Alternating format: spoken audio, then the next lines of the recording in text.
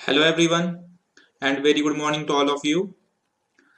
आज हम अपना कंपाउंड इंटरेस्ट का जो कॉन्सेप्ट था उसके एग्जांपल्स भी हमने कुछ कल की बेसिक सी एग्जांपल्स, हम उसी कॉन्सेप्ट को आगे लेके चलेंगे। उसमें एक और कॉन्सेप्ट आज हमें पढ़ना है, इफेक्टिव रेट ऑफ इंटरेस्ट। तो हमारा कंपाउंड इंटरेस्ट वाला कंपोनेंट कंप्लीट हो जाएगा। जैसा कि आपको पता है कि कल आपको कोई होमवर्क नहीं दिया था मैंने कंपाउंड इंटरेस्ट में, तो आज कंपाउंड इंटरेस्ट में से आपको कुछ होमवर्क देंगे जो मैं लेक्चर के एंड पे आपको बताऊंगा। प्लस कंपाउंड इंटरेस्ट में आपको कुछ और एग्जांपल्स करवाएंगे। ठीक है। इससे पहले कि हम कंपाउंड इंटरेस्ट को फर्दर पढ़े, उसकी फर्दर एग्जांपल्स करें, एक रिक्वेस्ट आई है मेरे पास यूट्यूब के कमेंट सेक्शन में कि जो सिंपल इंटरेस्ट वाला पोर्शन है उसमें से एक 4A एक्सरसाइज थी, उसमें से पार्ट नंबर 8 के सॉल्यूशन की। तो उसको 2 मिनट देख लेते हैं, उसके बाद हम अपना कंपाउंड इंटरेस्ट से कंटिन्यू करेंगे। ठीक है। तो एक बार वो क्वेश्चन देख लेता हूँ। 8th पार्ट की रिक्वेस्ट आई थी। 8th पार्ट में क्या है ऐसा?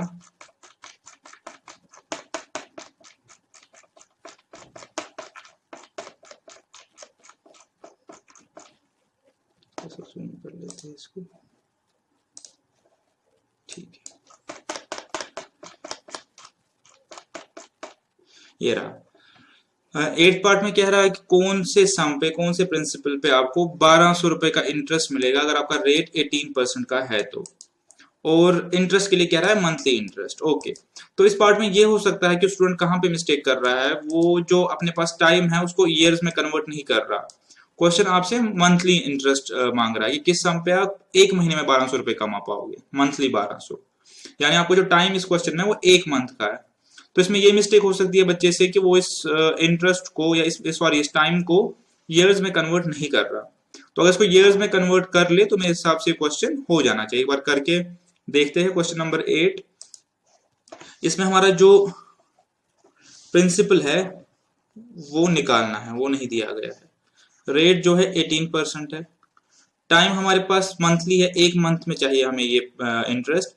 लेकिन चूंकि ये मंथ्स में, हम उसको ईयर्स में कन्वर्ट करने के लिए 12 से डिवाइड करेंगे, हमने ये सीखा हुआ है। और इंटरेस्ट हमारे पास कितना चाहिए? 1200 रुपए। ठीक है, एक बार फिगर को चेक कर लेते हैं। हाँ जी, 1200 रुपए। तो अब इसको हम अगर हम अपनी बेसिक फॉर्मूला से सॉल्व करें कि इंटरेस्ट इज इक्वल, मतलब simple interest is equal P R T, जो मैंने पहले दिन पढ़ाई थी।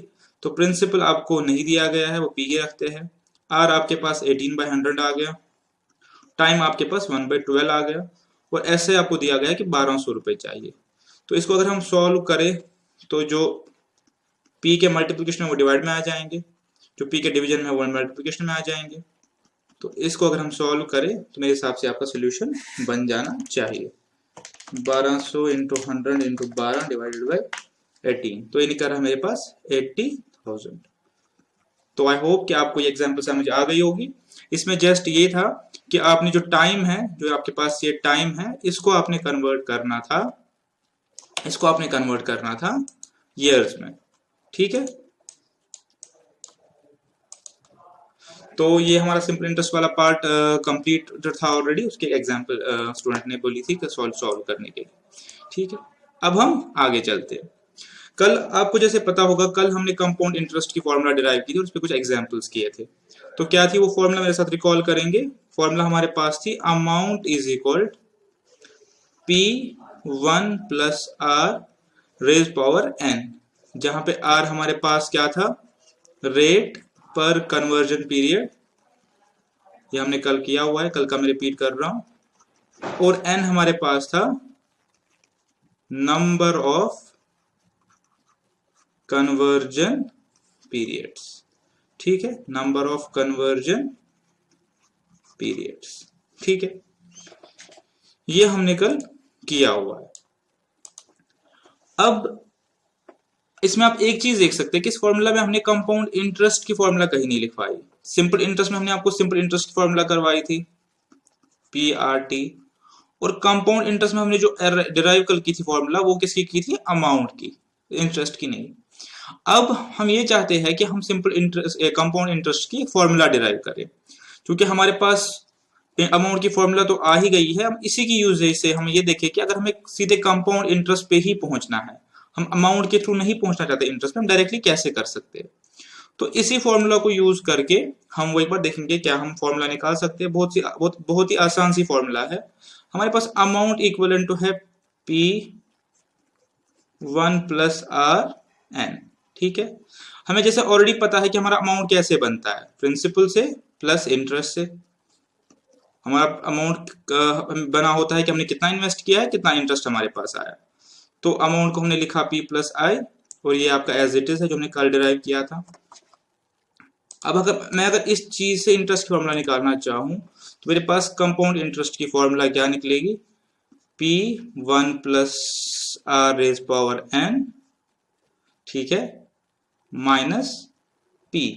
ठीक है, अब इसको अगर मैं फर्दर सिंपलीफाई करूं, मैंने वो कल भी समझाया था कि अगर मेरे पास दो टर्म्स आ रही है जिनमें कोई कॉमन फैक्टर है, अगर मैं उस कॉमन फैक्टर को कॉमन मल्टीप्लिकेशन में ले जाऊं तो उसके बाद जो ब्रैकेट के अंदर जो टर्म्स बचेंगी वो दोनों के मल्टीप्लिकेशन में आता है। तो यहाँ पे मेरे पास कॉमन फैक्टर P है, मैं P को बाहर ले जाता हूँ ब्रैकेट के बाहर।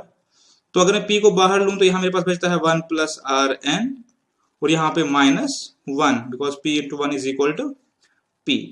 अगर आप ऐसे इसको देखिए तो मैंने क्या किया कि यहाँ से P निकाल लिया, इसको मल्टीप्लाई 1 कर सकता हूँ, P ही बचेगा। यहाँ से P बाहर ले लिया, इस P को कॉमन कर दिया, उसके बाद जो अंदर बाकी टर्म्स बची उनको ब्रैकेट के अंदर डाल दिया। तो P जो है ये दोनों के मल्टीप्लिकेशन में आ गया, और मेरे पास इस चीज से क्या हो गया कि कंपाउंड इंटरेस्ट की फॉर्मूला आ गई।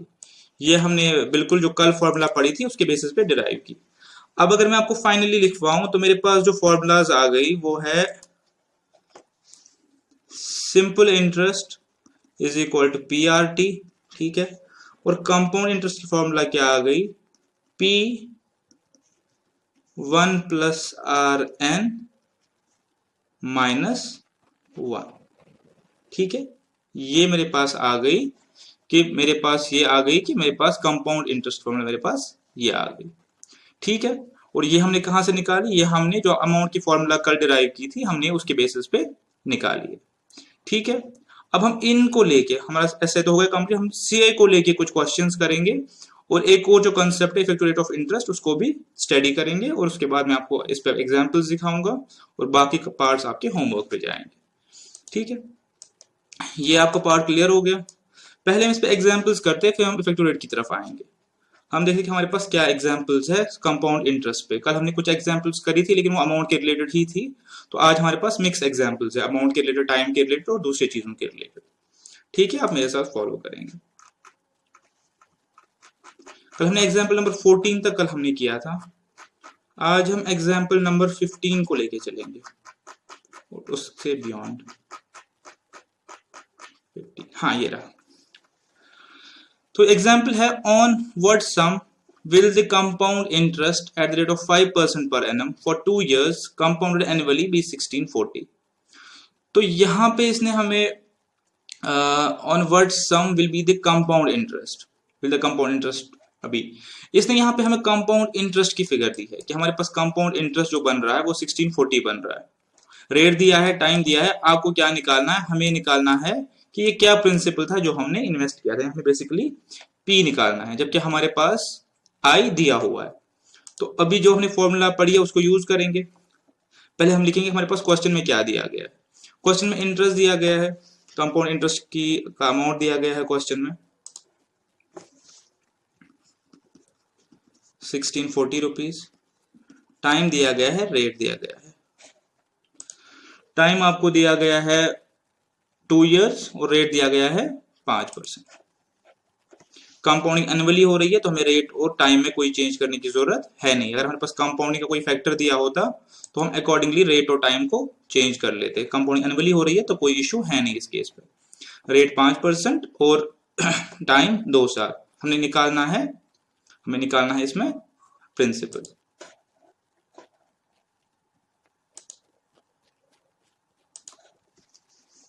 ठीक है, 5%। अब हमने ऊपर फॉर्मूला पढ़ी, हम उसको यूज करेंगे। Compound interest is equal to P 1 plus R N minus 1, इसको एक और ब्रैकेट कर लेते। ठीक है, 1640 हमारा ये आ गया, P हमने निकालना है, रेट 5 है तो इसको 1.05 करेंगे, बिकॉज को पता है कि 5 100 से डिवाइड होता है, कल बताया हुआ है आपको। रेट है, इसका आ जाएगा स्क्वायर, इसका आ जाएगा -1। ठीक है, तो पी के अंदर जो हम इसको सॉल्व करेंगे 1.05 को 2 बार मल्टीप्लाई करके 1 से माइनस करेंगे, तो ये आ गया P इंटू 0 इज इक्वल 1640। तो अब आपको पता है कि जो इसके मल्टीप्लिकेशन है वो अगली साइड में जाके डिवाइड में आ जाएगा, तो ये हमारा आ जाएगा इसका solution 16,000।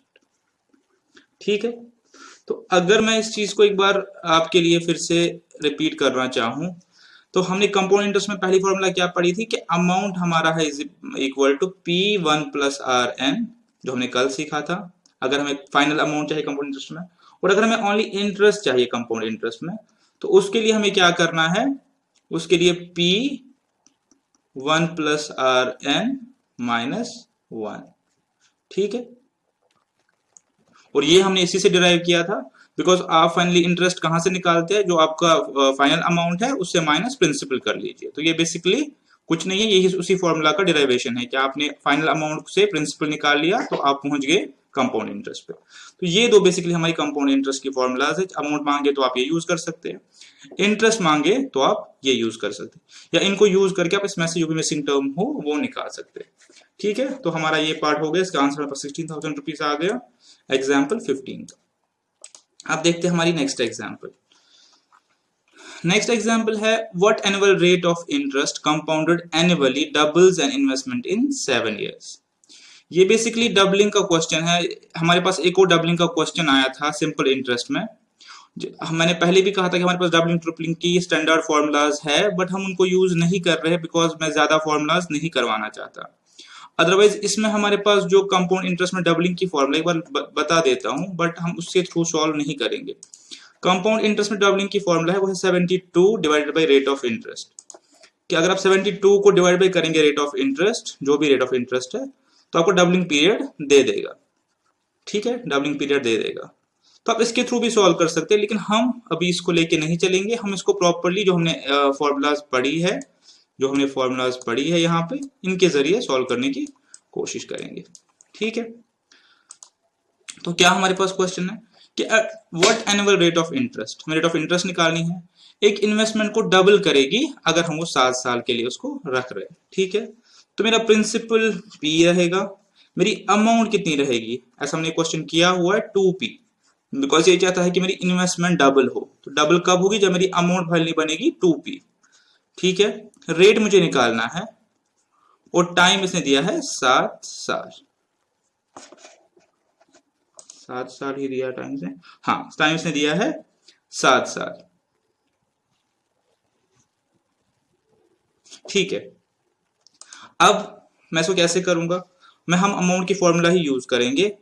Amount is equal compound interest के केस में P, ये ब्रैकेट स्टार्ट 1 प्लस RN।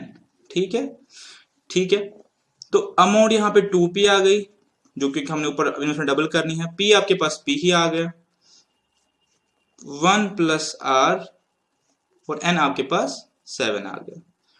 अब अगर हम 2P को P से डिवाइड करें, बिकॉज ये इसके मल्टीप्लिकेशन में है, तो आपके पास 1 प्लस R7 बच गया।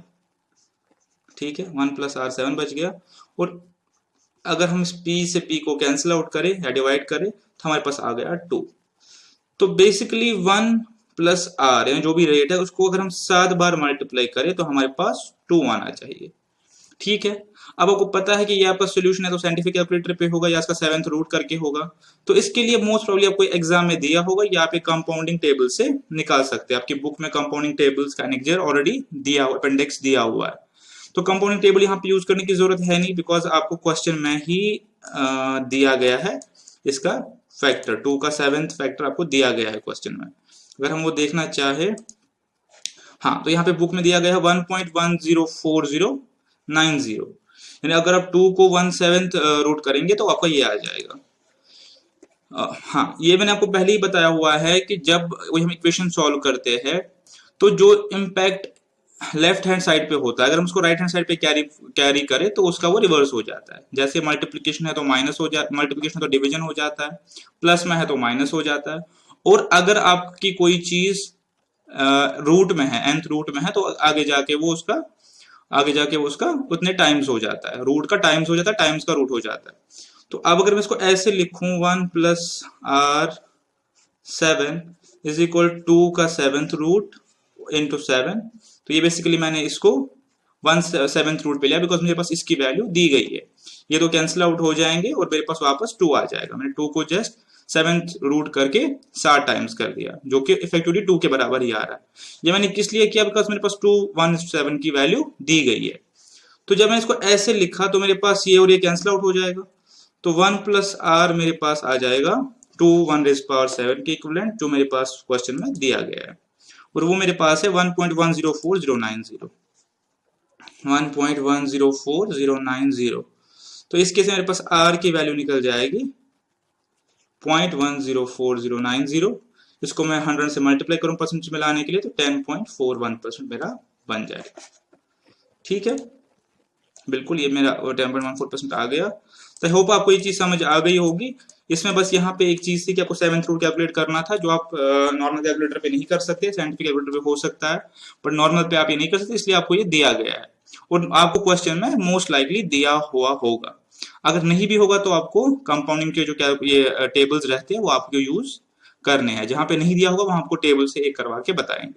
यहाँ पे दिया था तो हमने क्वेश्चन का ही यूज किया। ठीक है, देखते हैं अपनी नेक्स्ट एग्जाम्पल।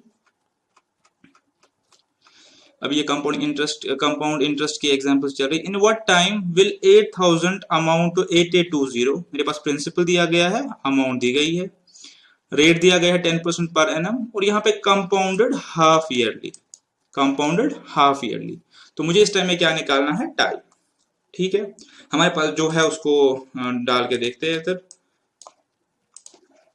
हमारे पास प्रिंसिपल भी है, अमाउंट भी है, टाइम निकालना था, इसका मतलब इंटरेस्ट रेट भी है। तो अब अगर मैं देखूं मेरे पास प्रिंसिपल क्या है, 8820, sorry amount 8820, principal 8000, principal 8000, rate मेरे पास 10% पर एनम है, लेकिन इंटरेस्ट कंपाउंड हो रहा है हाफ ईयरली। रेट मेरे पास 10% पर एनम है, इंटरेस्ट हाफ ईयरली कंपाउंड हो रहा है, तो मेरे पास एक कन्वर्जन पीरियड यानी 6 महीने का रेट क्या आएगा, 5%। ठीक है, और एन जो टाइम है वो मुझे निकालना है। ठीक है, एन आपको पता चल गया होगा, यहाँ पे एन का मतलब ईयर्स नहीं है, एन का मतलब नंबर ऑफ कन्वर्जन पीरियड्स है, बिकॉज रेट हमने कन्वर्जन पीरियड के हिसाब से ले ली। ठीक है, कल की बात ही चल रही है, उसी पे क्वेश्चंस चल रहे हैं। तो अब अगर मैं इसको सिंपली फॉर्मूला में डालूं, मेरे पास पता है A is equal to P1 + RN, तो A मेरे पास 8820 आ गई, P मेरे पास 8000 आ गई, 1 + R 1.05, और N मुझे नहीं पता। तो हम इसको सॉल्व करने की कोशिश करेंगे। 8820 को डिवाइड करेंगे 8000 से, क्योंकि ये इसके डिवीजन में चला जाएगा, ये इसके डिवीजन में चला जाएगा। तो ये मेरे पास आ गया 1.1025। ठीक है, अब मुझे देखना है कि 1.05 को मैं कितनी बार मल्टीप्लाई करूंगा, मेरा वो इसके इक्विवेलेंट आ जाएगा। आप सिंपली कैलकुलेटर पे कर सकते हैं, 1.05 को आप इंटू 2 बार कर लीजिए, तो आपका ये 2 बार में ही आ गया, आपका ये 2 बार में ही तो आ गया। तो n इज इक्वल टू 2, यानी आपके पास जो नंबर ऑफ कन्वर्जन पीरियड है वो है 2, यानी बेसिकली आपको इंटरेस्ट 2 बार मिलेगा।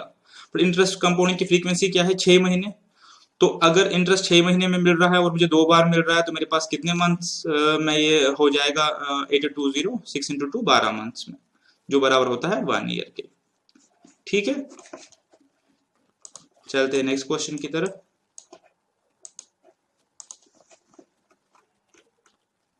वन ईयर, ठीक है। Find the rate percent per annum, आपको रेट निकालनी है, आपके पास प्रिंसिपल है, आपके पास अमाउंट है, आपके पास टाइम है, और कंपाउंडिंग हाफ ईयरली हो रही है। आपसे यहाँ पे रेट मांगा गया है। ठीक है, फिर से हम ऐसे ही करते हैं। आपके पास प्रिंसिपल 2 लाख रुपए है,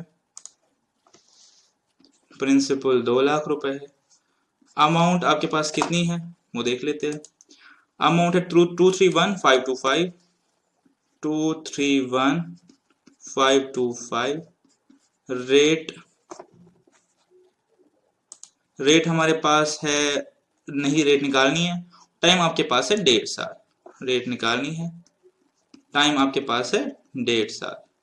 और कंपाउंडिंग क्या फ्रीक्वेंसी पे हो रही है, compounding is been done half yearly. Compounding half yearly हो रही है तो मेरे पास एन क्या आ जाएगा, कंपाउंडिंग इंटरेस्ट आपको साल में 2 बार मिल रहा है, तो 1.5 साल में आपको इंटरेस्ट मिलेगा 3 बार। ठीक है, तो रेट आपने निकालना है, रेट मतलब रेट पर कन्वर्जन पीरियड आपने निकालना होगा इसमें। ठीक है, ठीक है। अब हम इसको सॉल्व करेंगे, हमने निकालना आर है, तो हम इसको ऐसे करेंगे, जो फॉर्मूला हमारे पास है वो यूज करेंगे, A is equal to P one plus R N.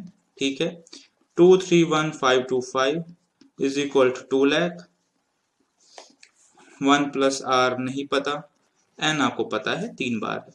इसको अगर डिवाइड करेंगे तो ये बन गया 1.15, इसको डिवाइड किया 1.157625 is equal to 1 plus R 3।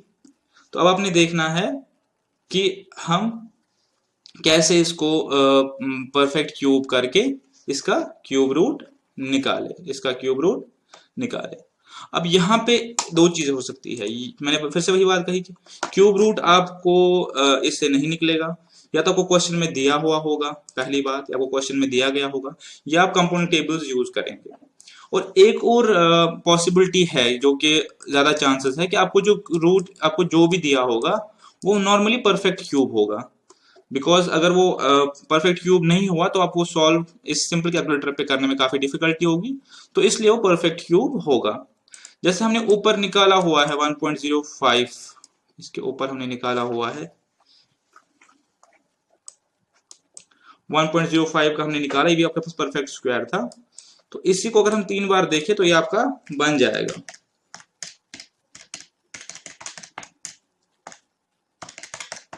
हाँ, अगर आप देखें तो मैंने यही कहा कि आपको एग्जाम में नॉर्मली परफेक्ट क्यूब भी दिया होगा, तो ये मेरे पास अगर मैं 5th रूट पे देख इसके 1.5 के क्यूब पे देखूं तो ये मेरे पास आ गया। ठीक है, तो इफेक्टिवली इसका मतलब मेरे पास आर आ गया 5%। ठीक है, आप ये वैसे भी कर सकते हैं, अगर आपके पास परफेक्ट क्यूब नहीं निकाल पा रहे तो आप इसको एक बार हिट एंड ट्रायल से कर सकते हैं, 4% पे कर लीजिए, 5% पे कर लीजिए, तो आपका हो जाएगा। लेकिन मोर ऑफन देन नॉट आपको एग्जाम में ये चीज दी होगी, या आपको कंपाउंड टेबल इस चीज के लिए दिया जाएगा। ठीक है, क्योंकि आपसे एक्सपेक्टेशन ये सॉल्व करने की नहीं है। 5% हो गया, तो आर मेरे पास यहाँ पे आ गया 5%। बट आपको ऑलरेडी ये चीज पता है कि आर जो रेट है मेरे पास, आर जो रेट है यहाँ पे, ये रेट पर कन्वर्जन पीरियड है, एक कन्वर्जन पीरियड की। तो अगर मुझे इसमें एनुअल रेट निकालना पड़े तो मैं इसको 2 से मल्टीप्लाई करके एनुअल रेट निकालूंगा। ठीक है,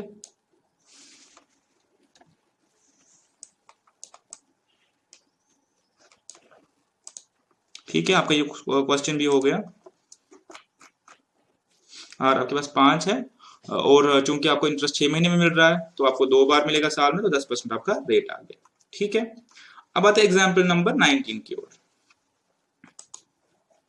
क्या है एग्जाम्पल, अ सर्टेन सम, आपको प्रिंसिपल नहीं दी गई है, invested at rate of 4% compounded semi annually, साल में 2 बार, अमाउंट्स टू इतना, फाइंड आउट द सम। यहाँ पे आपको प्रिंसिपल ही निकालना है। ठीक है, तो प्रिंसिपल आपको नहीं पता, अमाउंट आपको पता है 78030, 78030, रेट पता है 4%, और कंपाउंडिंग की फ्रीक्वेंसी है हाफ ईयरली। ठीक है, क्या टाइम हमें इस क्वेश्चन में पता है? हाँ, टाइम हमें 1 साल पता है ऑलरेडी।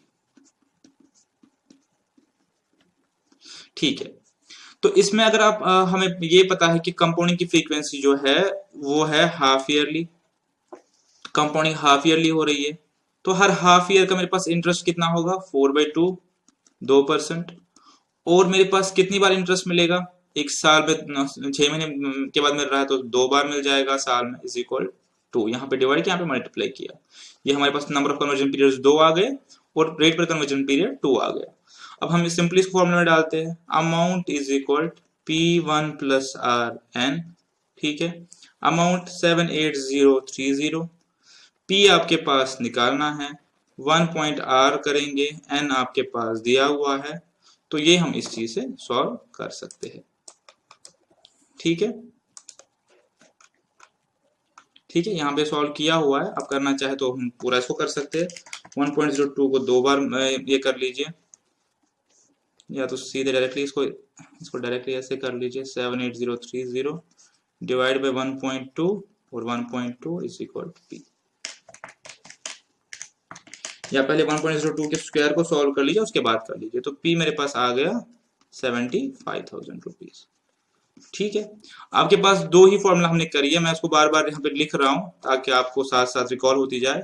कंपाउंड इंटरेस्ट में अमाउंट की फॉर्मूला है P1 प्लस आर एन, और इंटरेस्ट की फॉर्मूला है P1 plus R N minus 1, यानी compound interest is equal amount minus principal.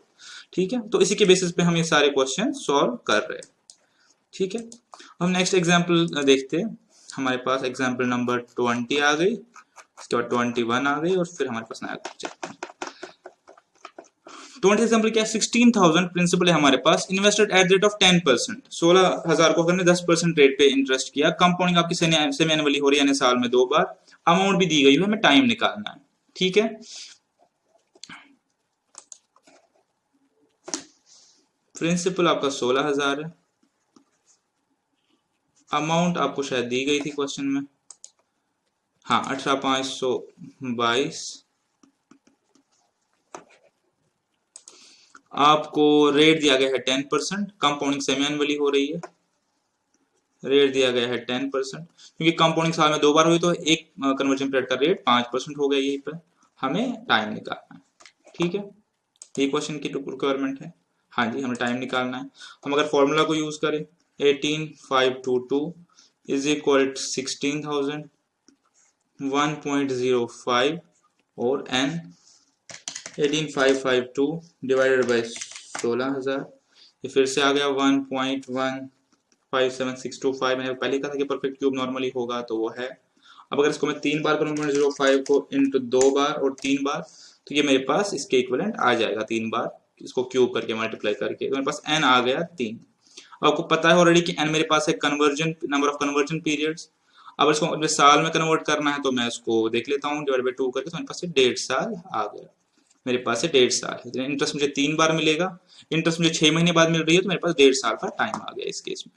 ठीक है, वही फॉर्मूला को यूज करके हम अपने सॉल्यूशंस निकाल रहे हैं। ठीक है, 1.5 साल। अब ये क्वेश्चन देख लीजिए, कोई मुश्किल क्वेश्चन नहीं है, बस थोड़ा सा इसमें 2 पार्ट में डिवाइड किया हुआ है, इसको एक बार देख लीजिए। इसको हम थोड़ा सा ग्राफ से समझने की कोशिश करेंगे, और ये क्वेश्चन आने के चांसेस आपके एग्जाम में है, ये या इस टाइप के क्वेश्चन आने के चांसेस आपके एग्जाम में बहुत है, सीपीटी के लिए खासकर। A person opened an account on this date in April 2001 में, द डिपॉजिट ऑफ ₹800। ठीक है, the account paid 6% interest compounded quarterly. ठीक है, इंटरेस्ट 6% मिल रहा था, लेकिन उसकी कंपाउंडिंग की फ्रीक्वेंसी क्वार्टरली, यानी साल में 4 बार। On October 2001, that means after 6 months, यानी 2 इंटरेस्ट लगने के बाद 6 महीने के बाद उसने ये अकाउंट क्लोज किया 800 वाला, और क्लोज करके क्या किया, उसने उतना पैसा ऐड किया कि वो 6 महीने के लिए, नेक्स्ट 6 महीने के लिए 1,000 रुपए डिपॉजिट करे। यानी उसने उतना पैसा ऐड किया, जो 1,000 रुपए में जो पैसा उसको कम पड़ रहा था, जो डिफरेंस आ रहा था 1,000 रुपए में, वो पैसा इसने ऐड करके अपनी टोटल इन्वेस्टमेंट 1,000 रुपए तक ले आया, और वो 1,000 रुपए को 6% इंटरेस्ट पे इन्वेस्ट किया। लेकिन अब कंपाउंडिंग हो रही है मंथली, और हमें ये सब चीजें निकालनी है। ठीक है, क्वेश्चन की वर्डिंग लैंग्वेज कुछ ऐसी बनाई हुई है कि इसमें लग रहा है कुछ ज्यादा करना है। बहुत ही आसान सा क्वेश्चन है, अगर उसको एक बार इसको टाइम लाइन पे ड्रॉ करते हैं ताकि कुछ क्लैरिटी हो हमें। क्या है क्वेश्चन, क्या बोल रहा है, ये मैंने फिर से एक टाइमलाइन बनाई। ठीक है, क्वेश्चन कह रहा है कि मैंने अकाउंट ओपन किया है अप्रैल 2001 में, अप्रैल 2001 में।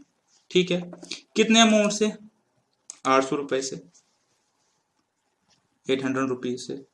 उसके बाद क्वेश्चन कह रहा है कि ये मैंने रखा 1 अक्टूबर तक, और इंटरेस्ट जो मिल रहा है 6% मिल रहा है, इंटरेस्ट कंपाउंडेड क्वार्टरली।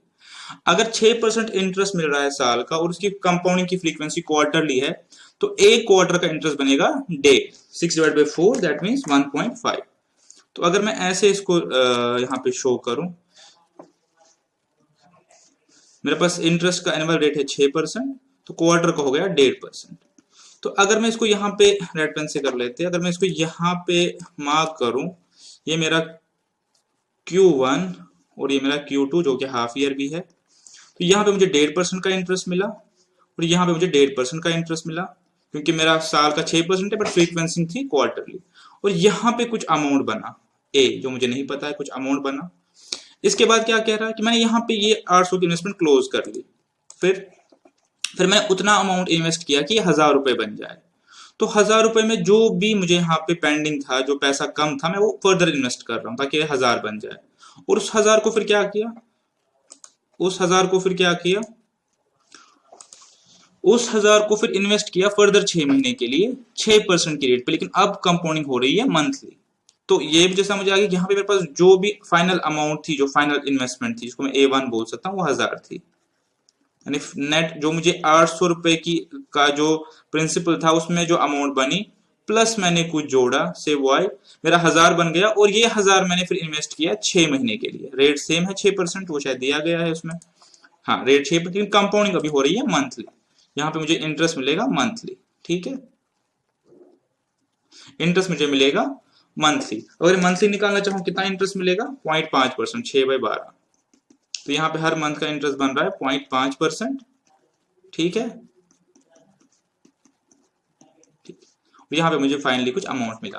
तो ये मैंने पूरा क्वेश्चन ड्रॉ किया इस पे, और यहाँ से आपको समझने में काफी आसानी होगी। अब हमें निकालना क्या है इस क्वेश्चन में, एक बार देख लेते हैं क्या चाह रहे हैं। अभी तो सारा आपके सामने आ गया, तो आप इजीली निकाल सकते हैं। क्या चाहता है कि मैंने कितना अमाउंट यहाँ पे इन्वेस्ट किया, यहाँ पे मुझे और कितना अमाउंट इन्वेस्ट करना। सबसे पहले हम ये देखेंगे कि 800 की मेरी जो इन्वेस्टमेंट थी, ये इस यहाँ पे आके इसकी वैल्यू कितनी हो गई थी। ठीक है, 800 की इन्वेस्टमेंट की जो मैंने यहाँ पे लाया, तो वो हुआ था 800। हमें पता है अमाउंट कैसे निकलता है, हमारे पास 1.5% का रेट है। ठीक है, अब 1.5% का रेट है, और ये मेरे पास 2 बार इंटरेस्ट मिला है। ठीक है, अगर मैं इसको सॉल्व करूं, तो ये मेरे पास यहाँ पे बने हैं 824 रुपए 18 पैसे। ठीक है,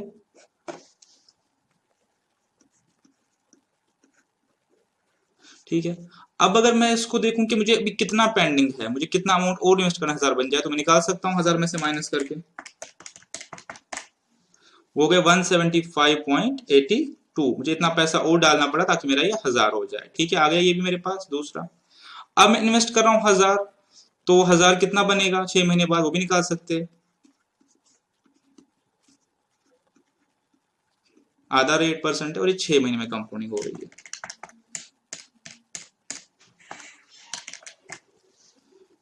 1030.38। तो मेरे सारे पार्ट्स कवर हो गए। अब क्वेश्चन जो मांग रहा है वो हम दे देते हैं। पहला था अमाउंट कितना डालना पड़ा, और वो हमने डाला इसमें 175.82 रुपीज। दूसरा पार्ट था कि आपने मैच्योरिटी वैल्यू कितना था जब आपके पास ये 6 महीने लैप्स हो गए, तो मेरे पास वैल्यू आई थी कहीं पे 1030.38। और तीसरा मेरे पास था कि मेरा इंटरेस्ट टोटल कितना मिला। इंटरेस्ट मेरा जो पहले इन्वेस्टमेंट में था वो 24 रुपए 18 पैसे, दिस माइनस दिस। दूसरी इन्वेस्टमेंट मेरे पास है 30 रुपए 38 पैसे, दिस माइनस दिस, 30 रुपए 38 पैसे। तो अगर मैं इनको ऐड करूं, ये मेरे पास टोटल 54.56 का आ गया इंटरेस्ट। ठीक है, तो ये मेरे पास यहाँ तक कंपाउंड इंटरेस्ट के क्वेश्चंस हो गए सॉल्व, और ये मेरे पास सॉल्व एग्जांपल। ठीक है, आप थोड़ा सा देख लीजिए, मैं तब तक लैपटॉप का चार्जर कनेक्ट करता हूँ। उसके बाद हमें एक कॉन्सेप्ट और पढ़ना है, और आपको होमवर्क देंगे कंपाउंड इंटरेस्ट की। आप तो इसको एक बार देख लीजिए, मैं बस 2 मिनट में आया।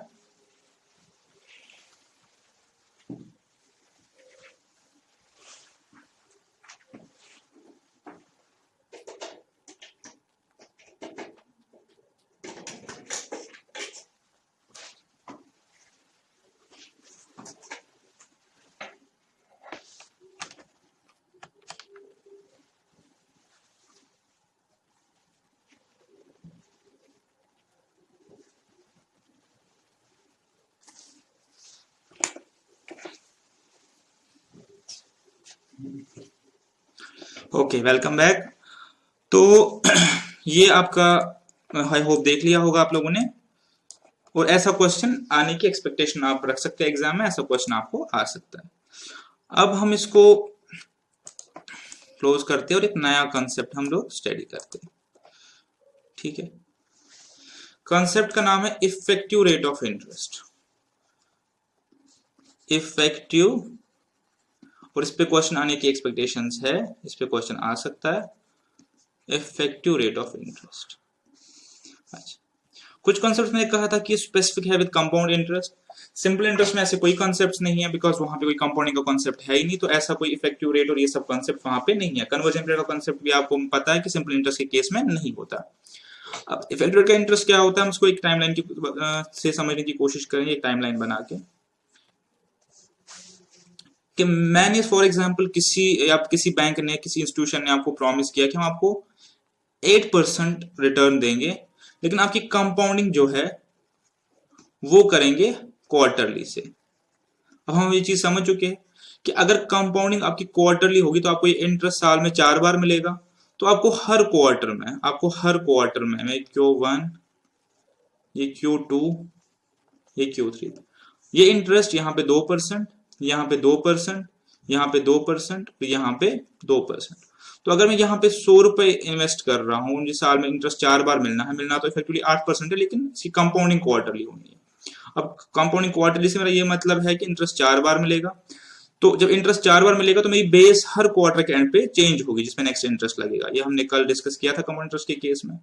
तो अब अगर मैं यहाँ पे वैल्यू निकालना चाहूँ कि मेरे पास कितनी इन्वेस्टमेंट वैल्यू है, तो मेरी इन्वेस्टमेंट वैल्यू मेरे पास हो गई, फॉर्मूला यूज कर सकते हैं हम लोग, तो ये बन गई 108.24।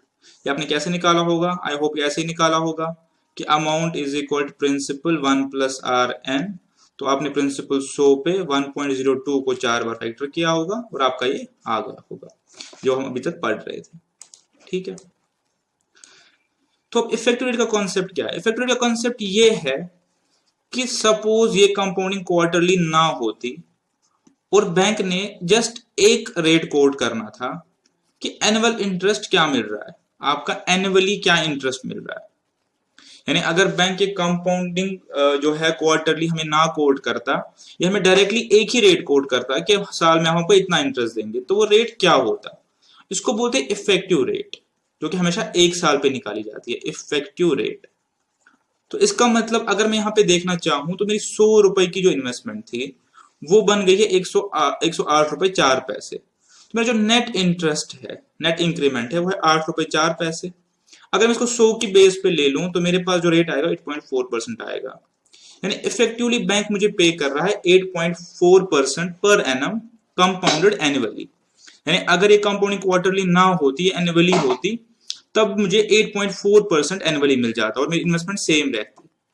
दैट मीन्स कि 8.4% कंपाउंडेड एनुअली और 8% कंपाउंडेड क्वार्टरली इक्वल है। तो इस केस में मेरे पास जो इफेक्टिव रेट है वो 8.4% आ गई।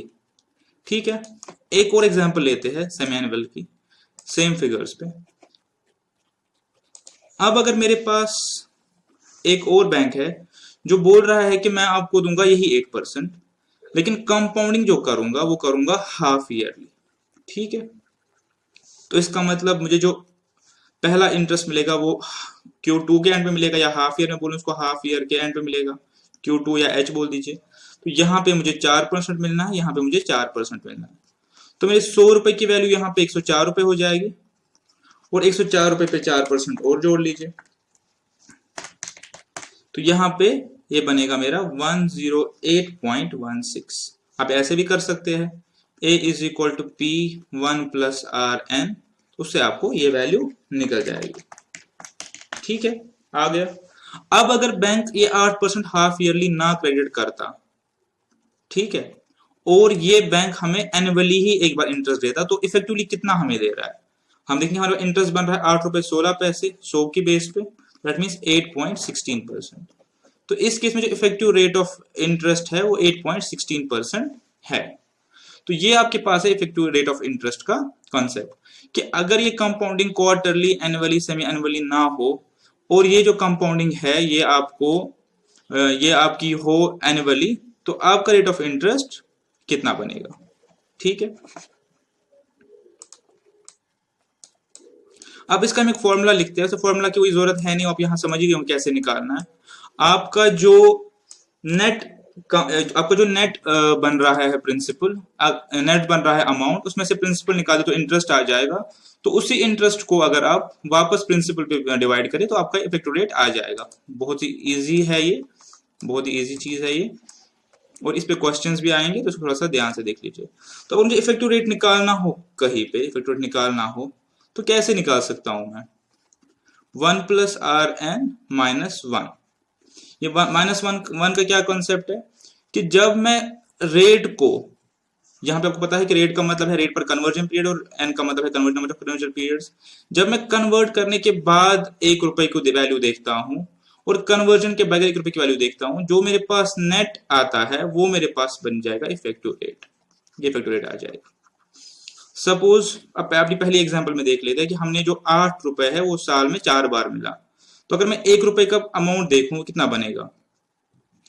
इंटरेस्ट रेट 2 है बिकॉज एनुअली आपकी जो कंपाउंडिंग है वो क्वार्टरली है। कंपाउंडिंग 4 बार होगी बिकॉज क्वार्टरली है। तो अगर मैं 1.02 को देखूं 4 बार, ठीक है, इसको 4 बार देखूं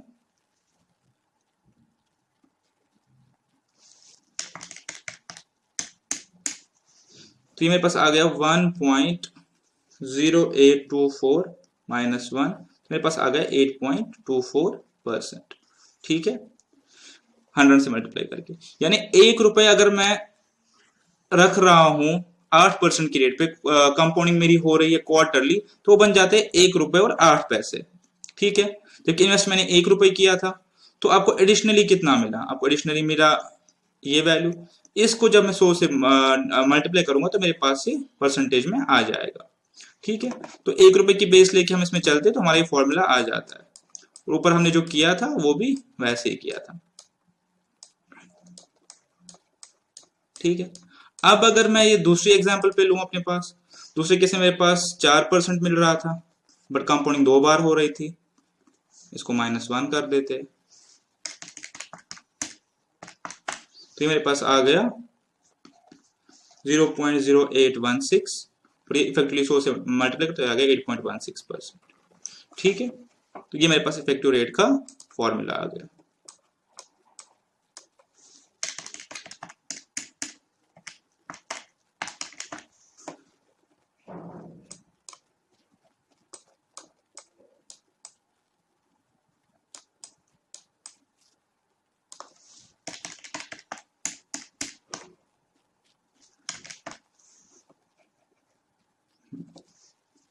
एक्चुअली ये देख रहा था यहाँ पे भी ये 1.08.24 है, तो ये भी 8.24 ही है। ये 2 हमारा यहाँ पे रह गया था जो नीचे हमने फॉर्मूला से डिराइव किया हुआ है। ठीक है, इसको ठीक कर लेता हूँ, आप शायद नोट कर रहे होंगे तो आपके नोट्स में, हाँ ठीक है, यहाँ पे आपको मैथमेटिकली दिखाया ये कैसे हमारा सेम बन रहा है और नीचे हमने फॉर्मूला से इसी चीज को निकाला। और मैं आपको फिर से बोल रहा हूँ कि ये कॉन्सेप्ट आपका जरूरी कॉन्सेप्ट में है और इससे क्वेश्चन आ सकते हैं। ठीक है,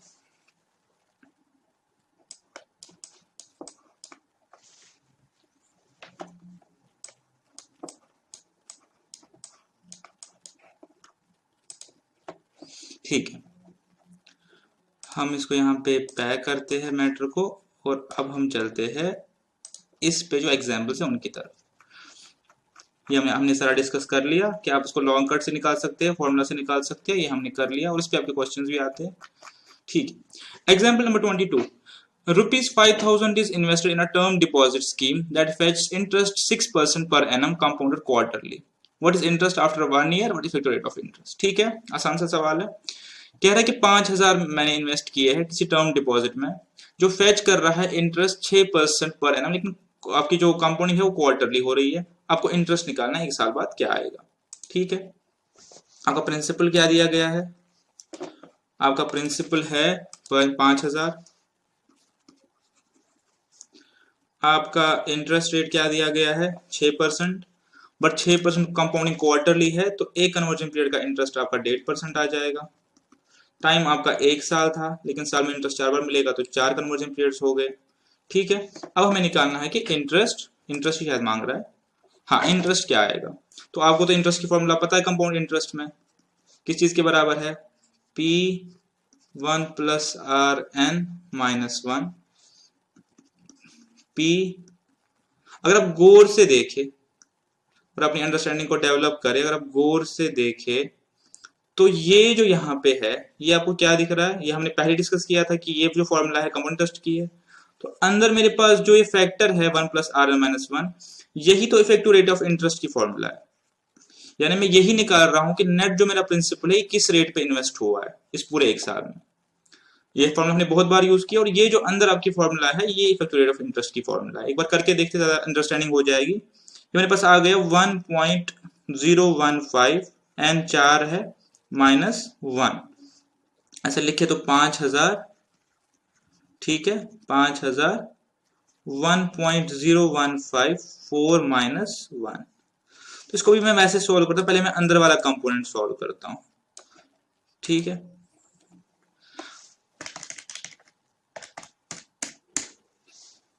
तो ये आ गया 5000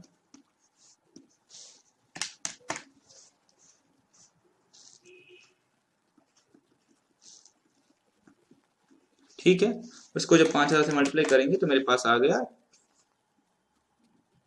306.81। ये मेरे पास आ गया इंटरेस्ट। अब अगर ये मैं देखूं इसी क्वेश्चन में इफेक्टिव रेट ऑफ इंटरेस्ट क्या है, तो मुझे अलग से फॉर्मूला यूज करने की जरूरत है नहीं। जो इफेक्टिव रेट है वो मैं इसको अगर 100 से कर लूं तो ये मेरा इफेक्टिव रेट बन जाएगा 6.136। यानी जो ये 6% मुझे बोल रहा है कि हम आपको दे रहे हैं 6% दे रहा है, हमको 6% दे रहे हैं क्वार्टरली कंपाउंड करके। अगर क्वार्टरली कंपाउंड करके ना दे, एनुअली दे, तो मुझे 6.136 रुपीज % मिल रहा है, और यही मेरा इफेक्टिव रेट ऑफ इंटरेस्ट की फॉर्मूला बन जाती है। बिकॉज ये जो फॉर्मूला है मुझे ये दिखाती है कि 1 रुपए पे मुझे कितना मिल जाएगा पूरे इस टाइम के लिए, इस 4 कन्वर्जन पीरियड के लिए। तो जब 1 रुपए का आ गया, जिसको हम इफेक्टिव इंटरेस्ट बोल रहे हैं, उसको 5000 से मल्टीप्लाई करते। ठीक है, ये फॉर्मूला भी हमने डिराइव किया और हमने इसको लॉजिकली भी समझा। ठीक है, 6.13 हमने कुछ 6.136, ठीक है, वो राउंडिंग ऑफ का इशू है। तो अब मैं अगर इसको फिर से यहाँ पे लिखूं कि कंपाउंड इंटरेस्ट में हमने क्या क्या समझा। हमने सबसे पहले ये समझा कि जो कंपाउंड इंटरेस्ट है, अगर वो कंपाउंड इंटरेस्ट की फॉर्मूला निकालनी है, वो इक्विवेलेंट टू है आपका amount principal 1 plus R n-1, और अगर हमें अमाउंट ही निकालनी है तो इक्विवेलेंट टू है P1 प्लस RN कैसा कंपाउंड इंटरेस्ट।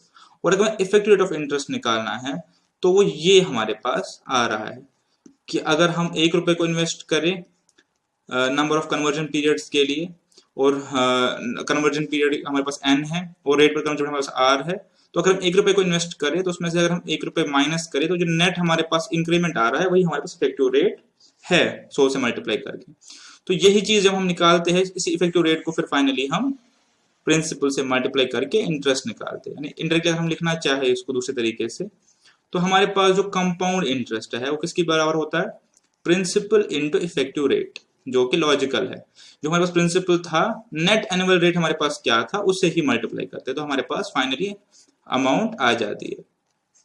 ठीक है, हमारे पास फाइनली अमाउंट जो A is equal to P हम निकालते थे, तो ये हमारे पास इसकी फॉर्मूला बन गई। ठीक है, तो ये 3 आपको लेके चलने हैं, बस आपके ये 3 लेके आपको चलने हैं। ठीक है, और इसी के जरिए हम अपने सारे क्वेश्चन सॉल्व कर रहे हैं। ठीक है, इफेक्टिव रेट का हो गया क्वेश्चन। अब हम देखते हैं कि हमारे पास कोई और एग्जाम्पल है या ये कंप्लीट हो गया। हमारे पास 2 एग्जाम्पल्स और है इसमें, इनको फटाफट देखते हैं। इनको मैं सॉल्व नहीं करता, इनको आपको यहीं पे पढ़ाऊंगा, इनको मैं सॉल्व नहीं करूंगा बिकॉज ये हमने ऑलरेडी डिस्कस किए हुए सिमिलर पैटर्न पे। Find the amount of compound interest and effective rate of interest if an amount of 27 is deposit in a bank for 1 year at 8%। आपको पता है कि अगर आपका 20,000 रुपए इन्वेस्ट हो रहा है 1 साल के लिए, कंपाउंडिंग आपकी साल में 2 बार हो रही है, तो आपको जो 8% है ये घट के 4% हो जाएगा। रेट आपका 4% हो जाएगा, और आपका जो टाइम है वो एक साल के बजाय 2 कन्वर्जन पीरियड्स का हो जाएगा, बिकॉज 2 बार आपको इंटरेस्ट मिल रहा है। ठीक है, तो हमारे पास रेट आ गई 4, एन आ गया 2, तो हम इंटरेस्ट की फॉर्मूला लगाएंगे यहाँ पे, तो हमारे पास इंटरेस्ट आ जाएगा P1 + Rn - 1, जो कि हमने यहाँ पे लिखी हुई है P1 + Rn - 1। तो ये हमने इसके जरिए सॉल्व किया, तो हमारे पास 1632 आ गया। अब मैं इसमें इफेक्टिव रेट निकालना चाहूँ तो मैंने ऑलरेडी कहा कि 1 + Rn - 1 जो हमारे पास ये है, ये इफेक्टिव रेट ही है इनडायरेक्टली, इसी से हम नेट इंटरेस्ट निकालते हैं। तो अगर मैं 1.04 को 2 बार करूँ 1.086 बनता है, उसमें से 1 माइनस कर लीजिए, उसको मल्टीप्लाई 100 कर लीजिए रेट में लाने के लिए, तो 8.16 आपका आ जाएगा। ठीक है, यहाँ पे इसने फॉर्मूला के जरिए भी किया हुआ है जो हमने ऑलरेडी पढ़ी हुई है, और ऐसा क्वेश्चन हमने ऑलरेडी किया हुआ है, तो इस एग्जाम्पल में कुछ खास है नहीं। 24th एग्जाम्पल अच्छी है, ये भी आ सकती है, एक बार देख लेते हैं कि बेटर इन्वेस्टमेंट कौन सी है। 3% अगर कंपाउंडिंग मंथली हो रही है, या 3.2% अगर कंपाउंडिंग नहीं हो रही है और आपको साल में एक बार ही मिल रहा है, और आपको फैक्टर दिया गया है, बिकॉज उनको पता है कि ये फैक्टर करना डिफिकल्ट है, आपको ये फैक्टर दिया गया है। ठीक है, एक बार देख लेते हैं इस क्वेश्चन को, लास्ट एग्जाम्पल है, इसको एक बार देख लेते हैं।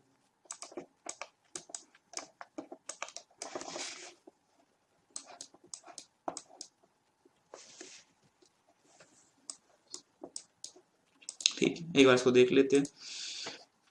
Which is a better investment 3% per year compounded monthly. तो इसमें क्या बता रहा है कि 3% मिल रहा है पर ईयर, लेकिन कंपाउंडिंग जो हो रही है वो मंथली हो रही है। तो अगर मैं मंथली चाहूं कि मैं रेट ऑफ इंटरेस्ट निकालूं तो 3/12 आ जाएगा। ठीक है, वो आ जाएगा 0.25%। तो अब अगर मैं 1 रुपए इन्वेस्ट कर रहा हूं, मुझे इफेक्टिव रेट ही निकालना है, तो कैसे निकलेगा? 1 + R, ठीक है, कंपाउंडिंग मंथली और तो साल में कितनी बार इंटरेस्ट मिलेगा? 12 बार। ठीक है, -1। ठीक है, तो ये मेरे पास क्या निकाल के आ रहा है? इफेक्टिव रेट ही निकाल के आ रहा है कि इफेक्टिवली ये इन्वेस्टमेंट जो है 3% पर एनम कंपाउंडिंग मंथली मुझे कितना फेच करके देगा, या दूसरे वर्ड्स में 1 रुपए अगर इन्वेस्ट करूं तो मुझे कितना ये रिटर्न देगा। तो ये हमारे पास ऑलरेडी दिया हुआ है क्वेश्चन में, जो कि आपको भी मोस्ट लाइकली दिया होगा जब आपके एग्जामिनेशन में आएगा। 1.0304 1.0304 -1, तो 0.304, इसको इंटू 100 करेंगे तो ये आ गया 3.04।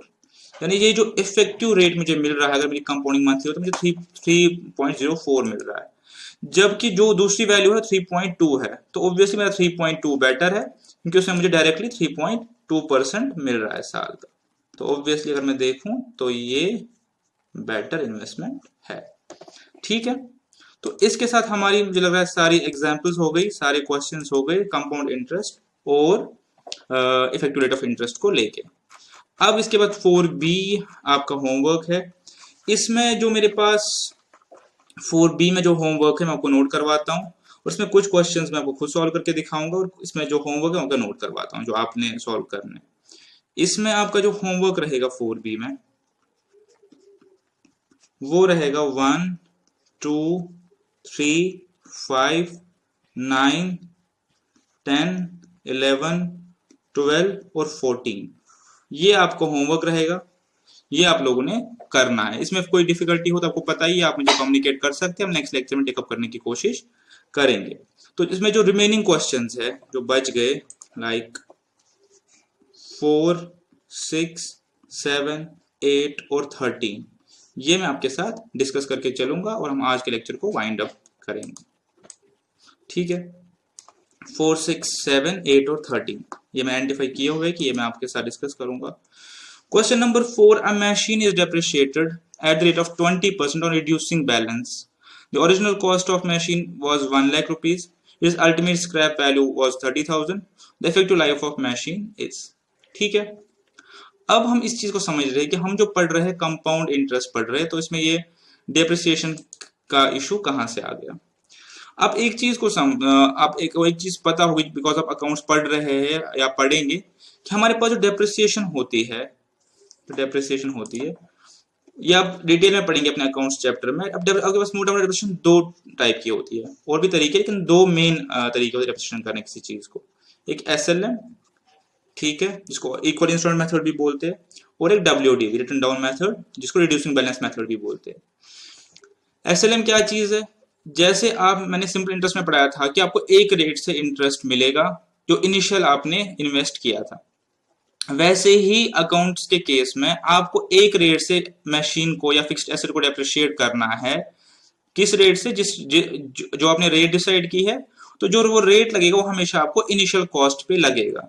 दैट मीन्स कि अगर मेरे पास मशीन 1 लाख रुपए की है और मैंने रेट चूज किया 10%, तो मुझे हर साल इसमें से 10% जो है इसी लाख पे कम करने, मीन 10,000 रुपए हर साल कम करने हैं।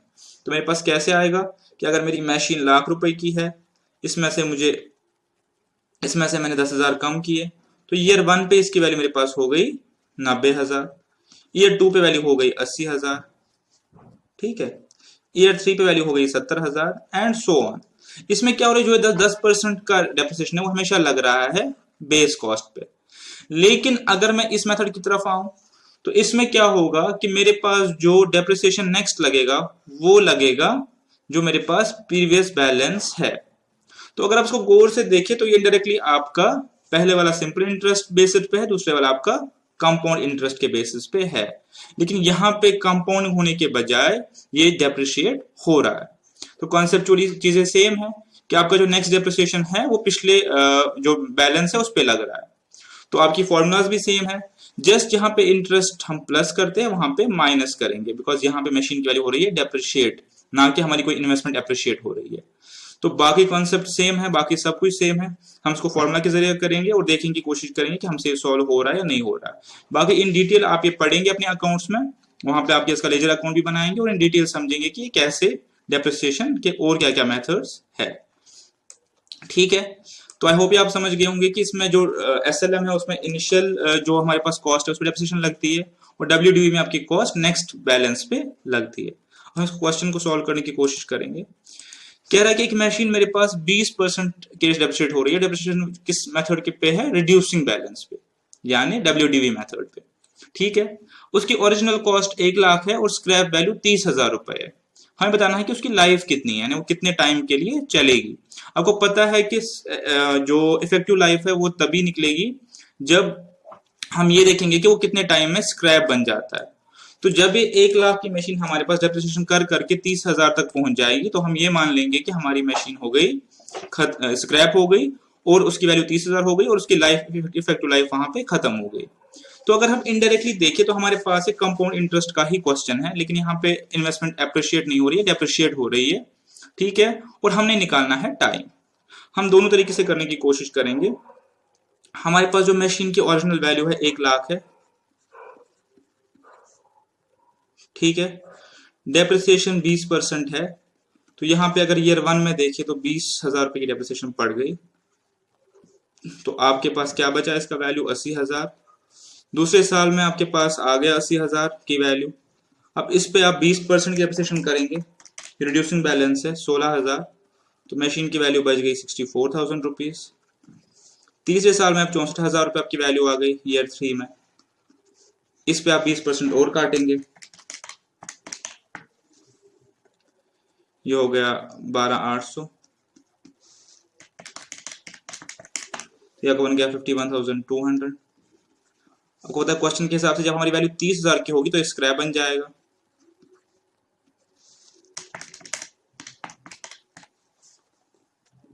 $10,240,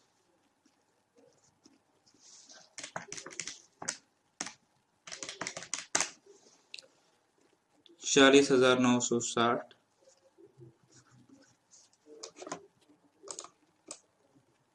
इसका एक और तरीका भी होता है कि जो प्रीवियस डेप्रिसिएशन उसको 80% कर लीजिए, तब भी आपका नेक्स्ट डेप्रिसिएशन आ जाएगी, या जो प्रीवियस बैलेंस है उसको सिंपली 20% कर लीजिए। तो ईयर 5 में मेरे पास आ गया 4960। अब मैं इसको 20% और करूंगा, बन गया 8192, या तो आप इसको 80% भी कर सकते हैं, तभी वही बन जाएगा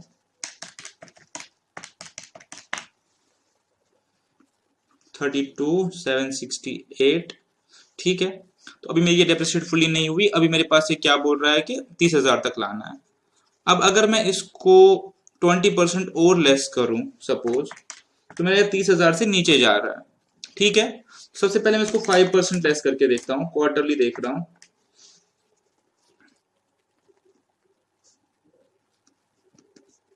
तो मेरे पास अगर मैं इसको 5% ही लेस करके देखूं तो मेरे पास 31,129 रुपीज आ जाता है।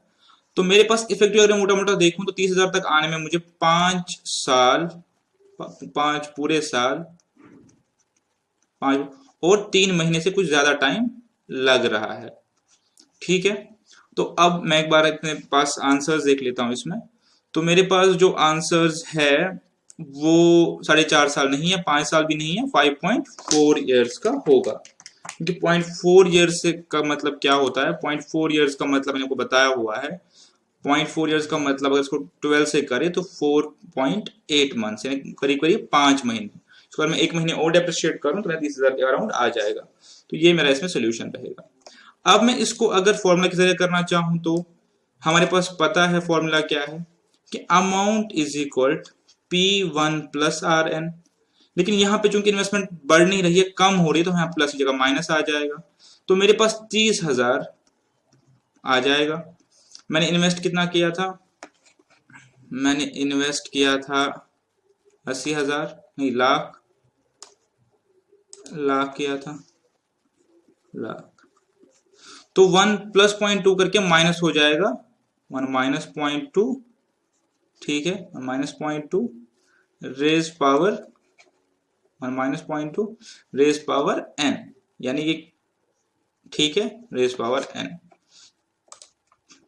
अगर ये कंपाउंडिंग होती होगी, मेरे पास इन्वेस्टमेंट होती तो मैं इसको 1.2 लिख लेता, लेकिन यहाँ पे क्या, उसको मैंने 1 माइनस कर लिया जस्ट बिकॉज ये मेरे पास डेप्रिशिएट हो रहा है। ठीक है, ये मेरे पास डेप्रिशिएट हो रहा है। तो ये बन गया 1000, ये बन गया मेरे पास लाख, और ये बन गया 0.8n, और इसको अगर मैं करूं तो ये बन गया 0.3 इज इक्वल टू 0.8n। अब मुझे 0.8 को मल्टीप्लाई करके देखना है कि मैं इसको कितनी बार मल्टीप्लाई करूं मेरा 0.3 बन जाए। तो फिर से वही चीज हो रही है, फॉर्मूला के जरिए हो रही है, 2 3 4 5।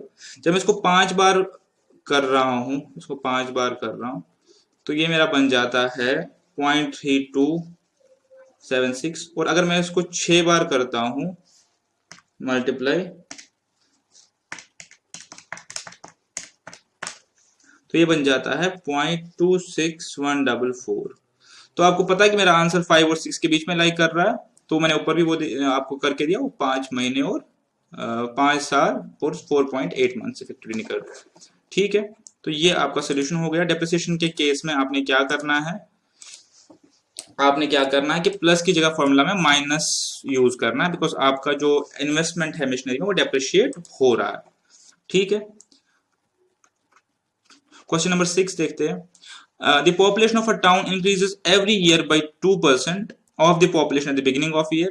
Number of years in which the total increase in population will be 40%. ठीक है, कंपाउंडिंग का ही क्वेश्चन है। क्या एक पॉपुलेशन किसी टाउन की बढ़ जाती है हर साल 2% से, तो कितने साल में ये पॉपुलेशन जो है वो 40% से बढ़ जाएगी, 40% से बढ़ जाएगी।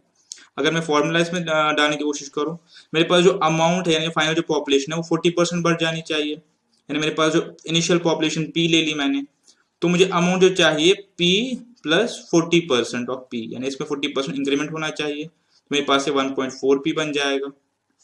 ठीक है, P मेरे पास P ही है। ठीक है, और क्वेश्चन में क्या दिया हुआ है, रेट नहीं दिया हुआ है। मुझे कहना है कि हाँ, रेट दिया हुआ है 2%, मुझे कहना है कितने टाइम में ये हो जाएगा।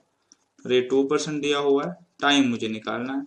अब इसको अगर मैं करना चाहूं, मेरे पास फॉर्मूला पता है, amount is equal to P1 + RN, 1.4P divided by P is equal to 1.02N। तो मेरी फॉर्मूला रिड्यूस इफेक्टिवली हो गया मेरा solution, 1.4 is equal to 1.02N। अब मुझे ये देखना है कि 1.02 को कितनी बार मल्टीप्लाई करूं कि मेरा 1.4 बन जाए। मैं इसको सिंपली कैलकुलेट कर सकता हूँ। 1.04 को 2 बार कर लीजिए, 3 बार, 4 बार, 5 बार, 6 बार, 7 8 9 10 11 12 13 14 15 16 और 17। जब मैं इसको 17 टाइम्स कर रहा हूं तो मेरा कैलकुलेटर पे आ गया 1.40024। तो इफेक्टिवली मेरा इसका आंसर जो रहेगा वो 17 ईयर्स रहेगा।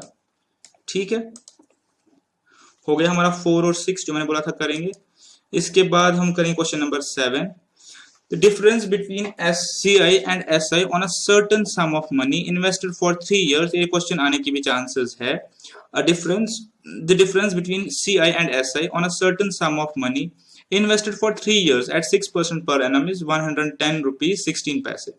The principle is, मेरे पास प्रिंसिपल नहीं दिया गया है, बट ये दिया गया है कि अगर मैं उसी अमाउंट को CI पे डाल रहा हूँ और उसी अमाउंट को SI पे डाल रहा हूँ तो मुझे एडिशनली 110 रुपए मिल रहे हैं। आपको ये पता होगा अभी तक कि CI ज्यादा बनता है SI से, तो ऑब्वियसली CI ज्यादा होगा SI कम होगा, तो CI में से SI निकालेंगे तो 110 रुपए निकलेंगे। हमें वो अमाउंट निकालनी है। 3 साल और 3 ईयर्स हमारे पास टाइम है और 6 महीने का हमारे पास रेट है। तो यहाँ पे दोनों कॉन्सेप्ट ब्रश अप होंगे। मेरे पास अमाउंट नहीं दिया गया है, प्रिंसिपल नहीं दिया गया है, रेट है, टाइम है। एक बार देख लेते हैं, रेट है, टाइम है। रेट मेरे पास है 6% और टाइम है 3 साल। ठीक है, 3 इयर्स। इसको भी बहुत लोग फॉर्मूला से करते हैं कि CI माइनस SI की फॉर्मूला है, मैं वैसे नहीं कर रहा, मैं आपको एक बार करके ही बता रहा हूं पूरा। ठीक है, तो मेरे पास जो SI है वो कितना बनेगा, हमने पढ़ा हुआ है PRT।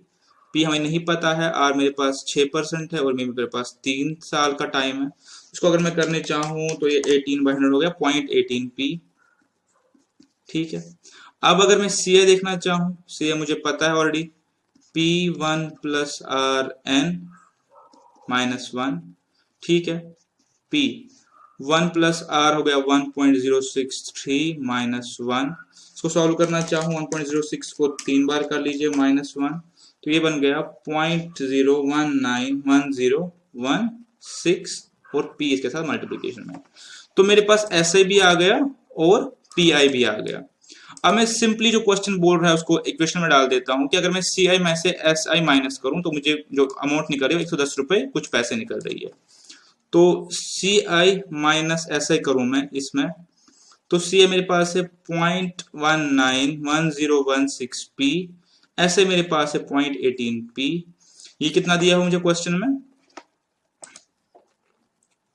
ये मुझे क्वेश्चन में दिया गया 110 रुपए 16 पैसे। इसको यहां से मैं सॉल्व कर सकता हूं सीधा, मेरे पास P कॉमन है, मेरे पास P को तो आ गया 0.011016P, मेरे पास P कॉमन है, तो इसको मैं डिवाइड करके मेरे पास P की वैल्यू आ जाएगी। ठीक है, तो जो दो फॉर्मूलाज हमने पढ़ी है हमने उसके थ्रू इस क्वेश्चन को सॉल्व किया। तो एडिशनल फॉर्मूला हमने नहीं की ना, आपको एडिशनल फॉर्मूला यहाँ पे याद करने की जरूरत है।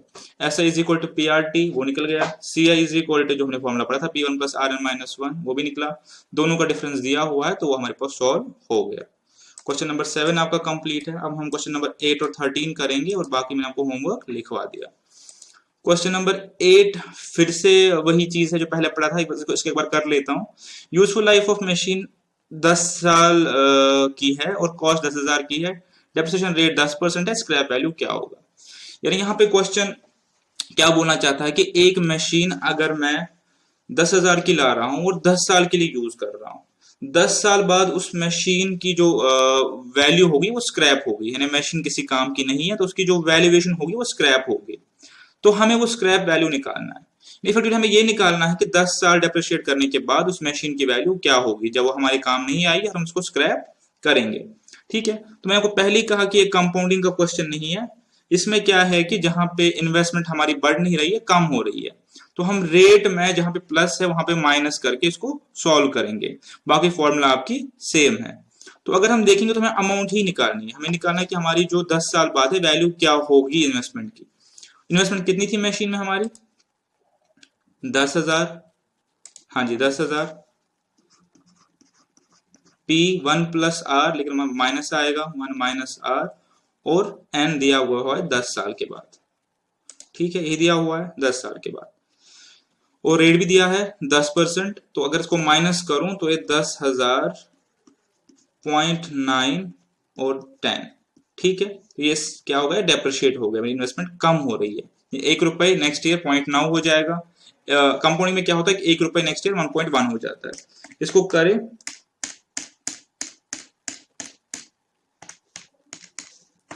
करें तो ये निकल रहा है मेरे पास 3486.78। ये मेरे पास 10 साल बाद वैल्यू आ गई, तो ये मेरे पास स्क्रैप वैल्यू हो गई, जो रिड्यूस्ड वैल्यू है मशीन की यूज करने के बाद, इसके बाद इसकी कोई यूजफुल लाइफ नहीं रह रही है। तो ये आपके पास हो गया 3486.78, पहला ही पार्ट इसका आपका आंसर हो गया। अब हम इसका देखते हैं एग्जाम्पल नंबर 13 पार्ट देखते हैं। The annual birth and death rates per thousand are 39.4 and 19.4 respectively. The number of years in which the population will be doubled, assuming that there is no immigration or immigration, वो कितना? ठीक है, फिर से doubling का ही question है। मैंने कहा था इसका एक फॉर्मूला भी है 72 डिवाइडेड बाई रेट करके, वो भी देखते हैं, ऐसे भी देखिए जैसे हमने किया हुआ है। सबसे पहले समझने की कोशिश करते हैं कि पर 1000 अगर किसी टाउन में 100 बंदा है तो उसमें जो बर्थ रेट है 39.4 है, हाँ, और डेथ रेट जो है पर 1000 वो 19.4 है। तो अगर हम देखें नेट पॉपुलेशन ग्रोथ ही होगी, बिकॉज आपका बर्थ्स मोर देन डेथ्स है, तो ये निकल गया 20, यानी हर 1000 में आपके पास for every 1000 there are 20 fresh births, यानी नेट जो हमारे पास है हर 1000 के अराउंड आपका 20 पॉपुलेशन बढ़ जाती है।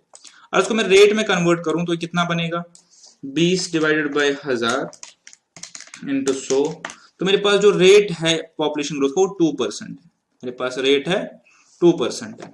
ठीक है, अब मुझे ये कहना है कि पॉपुलेशन कब डबल होगी। ठीक है, अगर मैं डबलिंग रूल यूज करूं, जो मैं पहले बताया था कि कंपाउंड इंटरेस्ट के केस में डबलिंग रूल क्या है कि 72 डिवाइड बाई 2 आपका 36 इयर्स में ये बढ़ जाएगा मतलब डबल हो जाएगा 36 इयर्स में, ऐसे कर सकते हैं।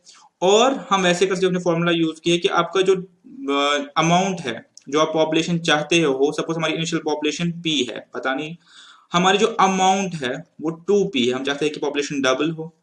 ठीक है, तो अब कैसे करेंगे, A is equal to P1 plus RN पता है आपको, और 2P is equal to P 1.02 और N, ये कैंसिल आउट हो जाएगा।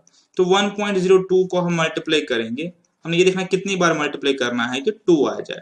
ठीक है, इसको अगर मैं कैलकुलेटर पे करना चाहूँ 1.02 को इंटू करूँ 2 3 4 5 6 7 8 9 10 11 12 13 14 15 16 17 18 19 20 21 2 3 4 5 6 7 8 9 10 11 12 13 14 15,